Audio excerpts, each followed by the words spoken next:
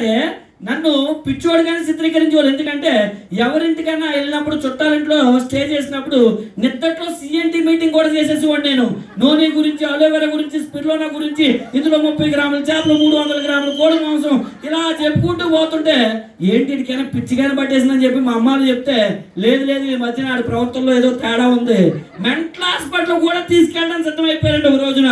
కానీ వచ్చింది ఏ మెంటల్ అంటే వెస్టేజ్ మెంటల్. నాకు ఆ మెంటల్ వాళ్ళకి అర్థం కాదా, ఈ మెంటల్ ఎంతవరకు తీసుకెళ్తారో వాళ్ళకి అర్థం కాదా.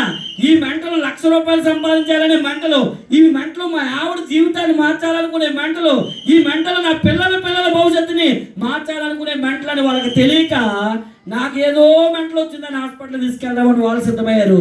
కానీ ఏ రోజైతే నేను డబ్బు సంపాదించడం మొదలు పెట్టానో మరి ఆడవాళ్ళని ఎక్కడ కొట్టాలి, వాళ్ళ బంగారంతో కొట్టాలి. అందుకనే ఈ రోజు నేను నెలకు ₹1,00,000 గోల్డ్ కడుతూనే ఉన్నాను. ఇప్పటికి మా ఆవిడకి ఏం కావాలో అన్ని కొనేసాను. నిన్న జస్ట్ ఒక స్కీమ్ క్లోజ్ అయితే ఏం కొనుక్కోవాలో అర్థం కాలే ఇంకా, ఎందుకంటే అన్నీ అయిపోయాయి కదా. ఇక పిచ్చిదాన్ని ఏం కొనుక్కుంటావు, అన్నీ కొనేసావు కదా.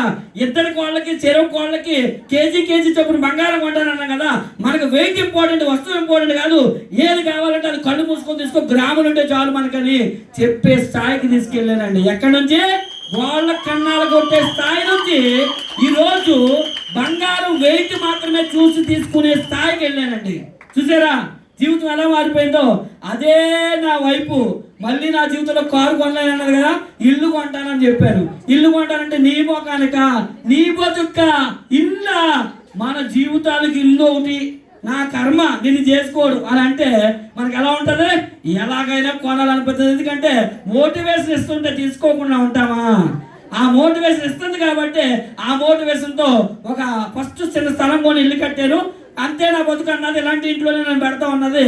అందుకని సిటీలో ఒక 60 లక్షలు పెట్టి ఎలాంటి ఇల్లు కావాలని నేను కోరుకున్నాను లైఫ్లో, అలాంటి ఇల్లు కొని పెట్టడం జరిగింది. దాని తర్వాత మరి లాస్ట్ ఇయర్ BMW X1 అనేటువంటి కారు మేడం చెప్పారు కదా. మరి నా జీవితంలో పెద్ద కళ ఏంటంటే జీవితంలో ఎప్పటికైనా లగ్జరీ కారు కొనాలి అనుకునేవాడిని. అందుకనే ఒక 2 years బ్యాక్ 72 లక్షలు పెట్టి దగ్గర 75 లక్షలకు వచ్చేయింది. 175 lakhs BMW X1 అనేటువంటి కార్ని తీసుకోవడం జరిగిందండి. మరి దాంతో పాటుగా లాస్ట్ మంత్ మీ దగ్గరకు వచ్చి నేను మాట ఇచ్చా. ఏంటి అని అంటే నెక్స్ట్ మంత్ నేను ఒక ఆఫీస్ ఓపెన్ చేయబోతున్నాను అని చెప్పానండి. దాని వర్త్ ఎంత అని చెప్పాను. వెస్టేజ్ అంటే ఏంటో చూడాలంటే ఆఫీస్కి వస్తే చాలండి, ఆఫీస్ చూస్తే చాలు. వెస్టేజ్ ఎలా ఉంటుందో విజువలైజేషన్ చేసే విధంగా ఆఫీస్ ఉండబోతుంది అని చెప్పాను. అలాగే దానికి ఏ మాత్రం తీసుకోకుండా మరి లాస్ట్ మంత్ ఆఫీస్ కూడా ఓపెన్ చేయడం జరిగింది. 19వ తారీఖున దాని ఖరీదు ఎంత అంటే 1,30,00,000